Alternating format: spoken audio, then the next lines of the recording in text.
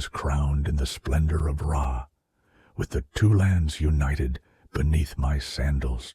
The temples thrived, the Nile was generous, and the granaries were full. I ruled as my fathers ruled, feeding the people, honoring the gods, and raising monuments so that Egypt's greatness would be remembered. When the sands had buried my bones, in the delta there lived a people from the lands of Canaan. They had come in the days of my forebears, some as merchants, some as hired hands, some as captives of war. They farmed our fields, made bricks for our storehouses, and lived under the same laws as all who dwelt in Egypt. Among them was one named Moshe, a man with fire in his speech and unrest in his heart. He claimed that his people were wronged, though they tilled good land and drank from the same waters as any Egyptian.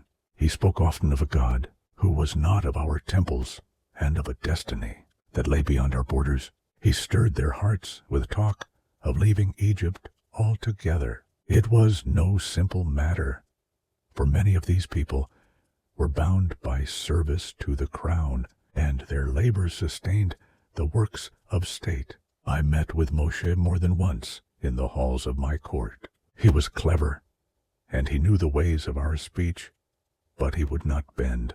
I told him plainly, "If your people go, let them go in the seasons when the fields do not need their hands, and pay the tribute owed to Egypt."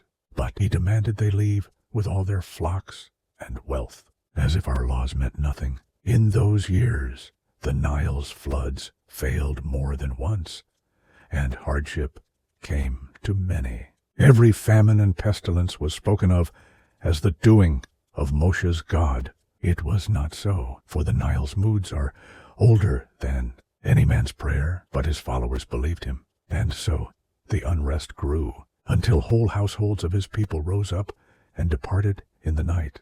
We sent riders after them, not to destroy them, but to call them back to their obligations. Some returned, others vanished into the wilderness.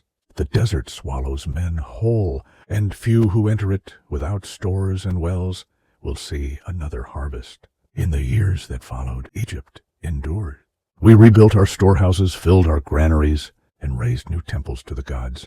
The tale of Moshe spread among the traders, told in many tongues, each time with greater wonders. But I, Ramses, tell it as it was. A king sought to hold his realm together, and a man sought to lead his people apart. And the Nile, eternal as the sun, flowed on.